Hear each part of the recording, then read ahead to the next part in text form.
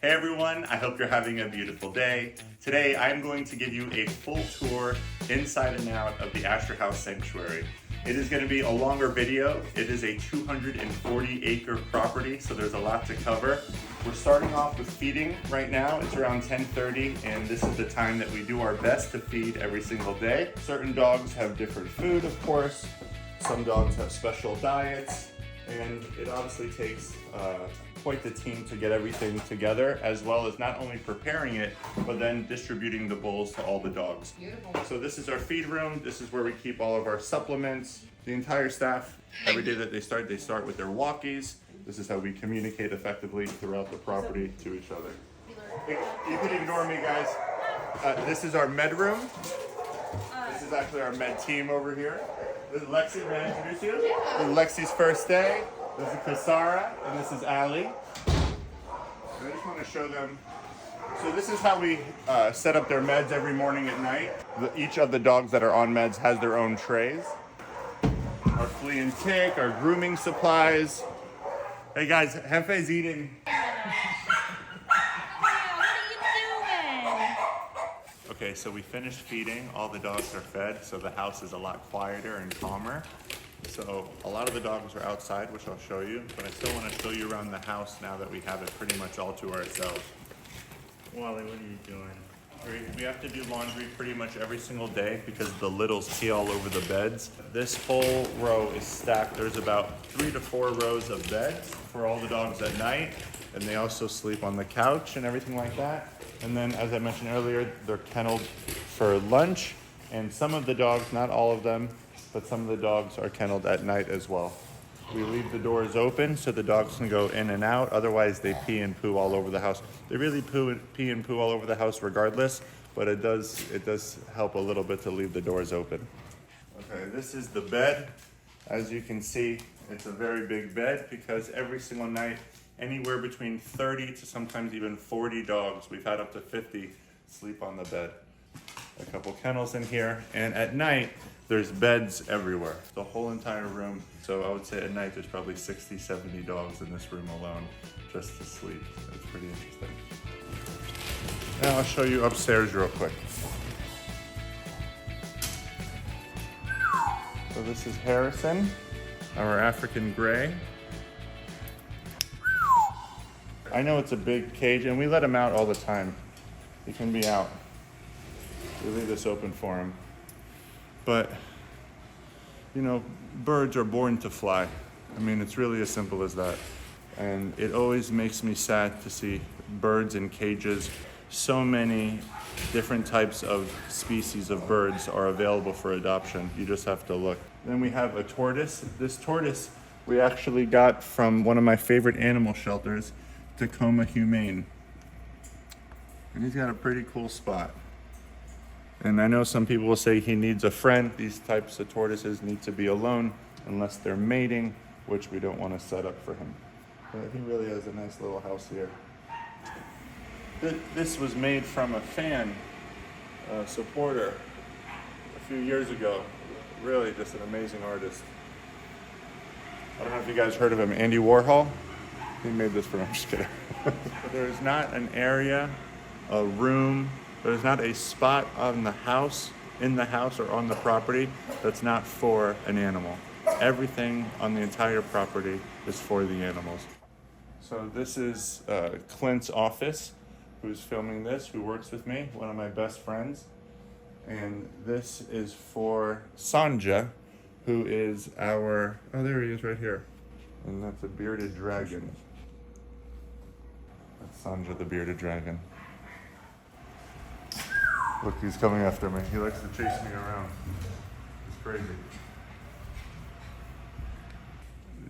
Cece very much always wants to come downstairs.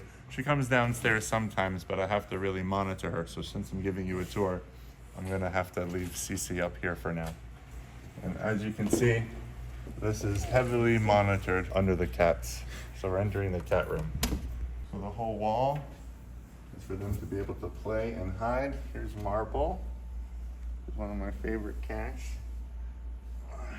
She doesn't have any eyes. We adopted her from our veterinarian, Dr. Thompson. I would say this is the quietest area of the house. My gym is also here, so I get to spend time with the cats every morning because I work out here every morning. In this room, we're just taking out the carpet. We're turning this into the medical area. So we'll be able to examine the dogs better and quarantine here if they need. So this is going to be the new med room once we're finished. More cat stuff. And one of my favorite things about this is if you come over here, you can see that that window is open right there because check this out. We have a bunch more cats. We have about 30 cats in total.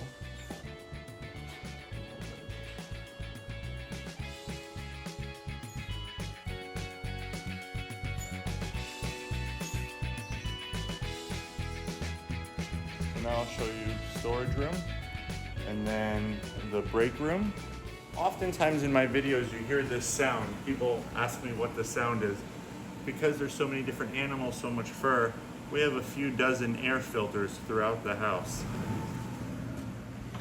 So this is our storage.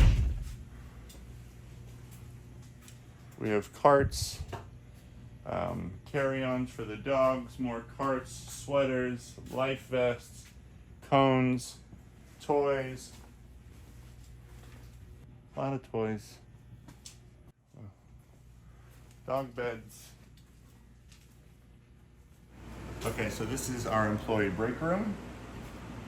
This is where they can have lunch wherever they want, but this is the one spot they can have lunch if they, want to have some privacy or take a phone call, whatever. This is their room. And some of them even, oh, the cats are coming in. Some of them even every now and then will bring Copper down or one of the smaller dogs. All the bathrooms have litter boxes in them. Okay, so as I mentioned, the Asher House Sanctuary is 240 acres. The dogs have their side and the farm animals has their side. So right now, this is where the horses are. Then we're gonna walk past the alpacas, the goats, the pigs, and I'll show you all along. This is where the team parks every single morning, the farm team. We get right to work with, of course, picking up poo, making sure all the meds are distributed to all the horses, all the farm animals, and they go from there. So I'll show you around. So far, we have saved 26 horses since we've been here and counting. We have such a large variety of horses. We have quarter horses, Friesians, we have Clydesdales, we even have some mutts, and we even have mules and mini horses. It's really, really beautiful to see. Now, a lot of people ask me how come not all the horses are together. They do get to be together in the field. We have 30 acres just for the horses, and we do bring all the horses together.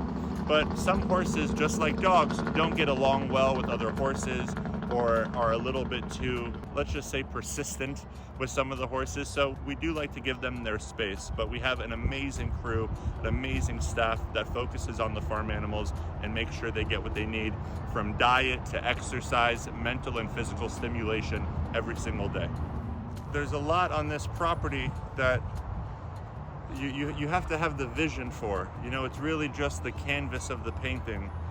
It's going to be such a masterpiece in time. Right now, it's just the beginning. Like this building here, this barn, we completely redid it. It was just finished just a couple of months ago. So all of it is really coming together, and I can't wait for you to see what it's going to look like in a couple of years from now. All right, so this is where we keep most of their feed, and as I mentioned, a lot of the animals here have very specific diets. This is for Cowboy, this is all Cowboys, this is all for Sammy. A lot of the horses, a lot of the alpacas have a lot of, let's just call them digestive issues, if you will. Some of them are on special medication. So this is where we keep everything organized for them. And yeah. We have 7 mini horses that lived in an open field their whole life, which, although it sounds really beautiful, and it is, they weren't getting the proper diet that they needed, especially for their ages. They're very, very fragile, very delicate. So we take them back and forth to extremely flat ground, and it won't have any grass because, like I said, they're all on very special diets. And this is like an area where if they're not in here, if we ever have to bring in a horse or a goat or any farm animal to get them assessed, we bring them into here. It's perfect. Now we're gonna go over to the white barn. This barn has a lot of potential to be really valuable to the sanctuary in a lot of ways, but right now it's best utilized for our hay barn. So this is our hay barn. Actually, let's walk out this way, it's nice. And it's not just hay, we have alfalfa grass and all these different types of grasses. I'll tell you, these horses are pickier eaters than me. I'm not really a picky eater, so that didn't make any sense. So this road here kind of separates, it's the separation, the easy divide that you can see between the dog side and the farm side. Dog side this is where all the dogs go on their pack walks, this is where we take them all out, and this whole side here is for the farm animals, the farm team, and of course for the protection of the farm animals, there's a lot of separation and fences and gates and things like that. But this whole side, the whole property is fenced in multiple times. This is the arena barn. Now this was built, this is brand new. There used to be a really old barn here that we tore down. It wasn't fixable or salvageable. So this is the arena barn, it's brand new. And this was built for the winter, to be able to treat the farm animals in the winter, so that the horses can get exercise if it's really icy or anything like that.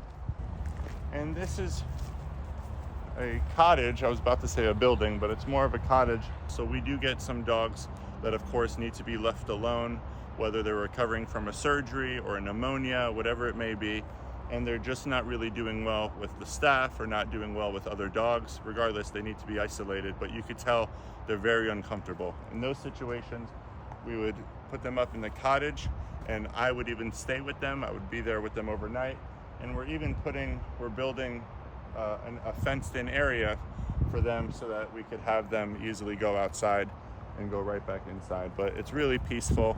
It's right on the pond, and just a great place for dogs to recuperate. Now the farm animals.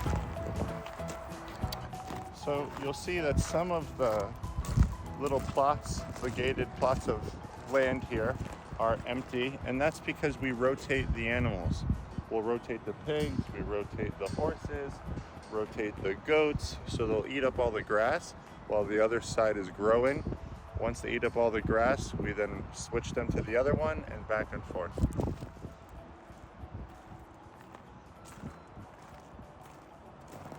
This is Kitty. Oh, that's Sal. Never mind, that's Sal. Sal's a little bit bigger than Kitty.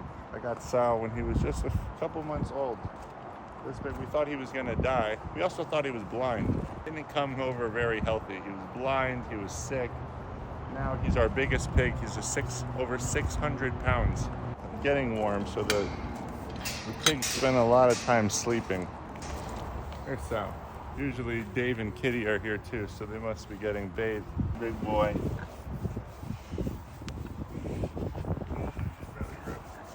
He loves belly rubs. Look how big he is. 600 pounds. Sometimes I could get him to tip. Look. There we go. Come on. Nope. How you doing, Thomas? Fantastic. Here are the alpacas. Here's Salem. Look how big Salem is now. He used to live in my room. He used to live pretty much with me. Bottle feeding him every day. He still got it. Look. He loves it. Hey.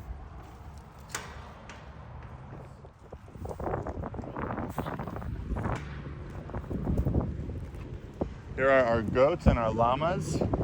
That's Frankie and Onyx, our llamas. What are you doing?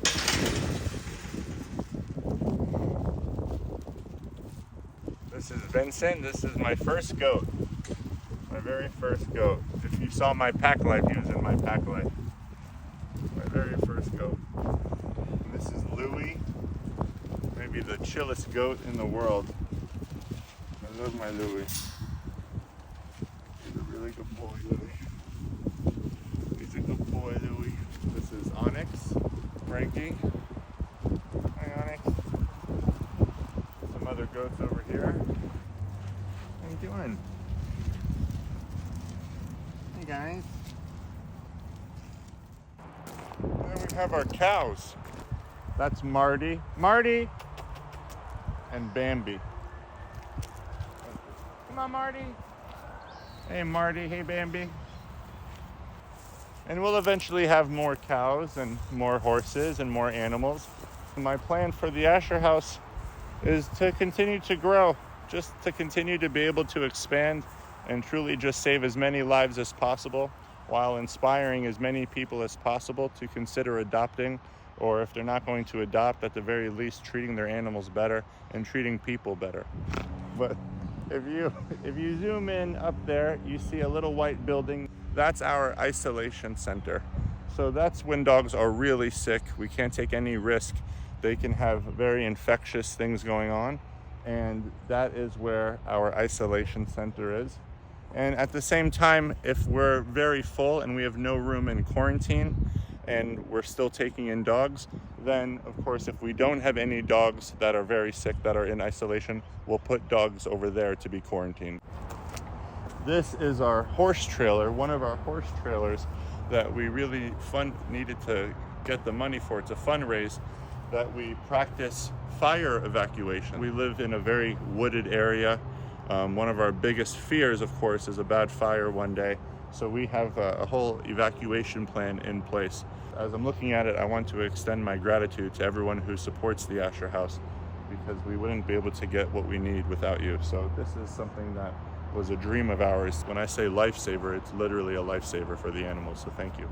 Okay, so this is the front of the property. This is where our groundskeeper lives, and he lives here with 6 of his dogs and his amazing wife. That's Steve, and his wife Michaela. And this is one of our newest additions to the property that I'm very excited about. This is 30 acres, all for the horses. You often hear about the mistreatment of dogs. You don't often enough, in my opinion, hear enough about the terrible lives that horses often have. Oh, look at the bird sitting on the back of the horse. How beautiful. That is so cool. There's a bird just sitting on the horse. The majority of our horses came from kill pens. A lot of them Texas, Oklahoma, and Oregon as well. I love that that bird is just chilling back there. So all the horses get to come out here, but not all the horses get along, so we rotate them. Right now I think there's 7 or 8 of them. Our mule is back there. That's our mule. And this is 30 acres where they get to roam and be free of flat land. It's really special. Okay, so we're coming up on a very special building. In just a couple of months, we're gonna have Lily's Lighthouse finished. And Lily's Lighthouse is gonna be in memory of my heart dog, Lily, Saint Bernard, who passed away December 27th of last year. In her honor, we are building Lily's Lighthouse. It's going to be a beautiful, beautiful quarantine facility. And I really cannot tell you how proud I am of it and how excited I am for it to be finished. But we're going to be able to rescue so many more dogs and give them so much comfort. You know, my idea for them is to be in quarantine, but to be happy to be in quarantine, you know, for it to be like a hotel. And I'm really excited for it. And I think that's it for today, you know. There's still a lot more to show you, but it hasn't been, we're not there yet. There's a lot more land to show you, just open land that we're gonna put more buildings on. I want to put training facilities, more quarantine. Remember, the more quarantine spots we have, and the better established they are, the more dogs that we can rescue. Just keep in mind as you take this all in, we've been here for less than 2 years. You know, it's really amazing what we've done in such a short amount of time.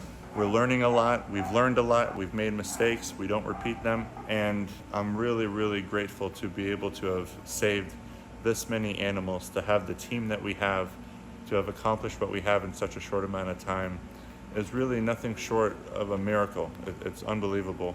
Just a couple years in, and look what we have accomplished. So I ask you to imagine what we will do in 2 years.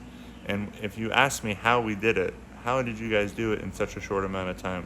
It's not just positive thinking, it's not just hard work. I think it's a good time to mention we have never focused on anything else other than the mission.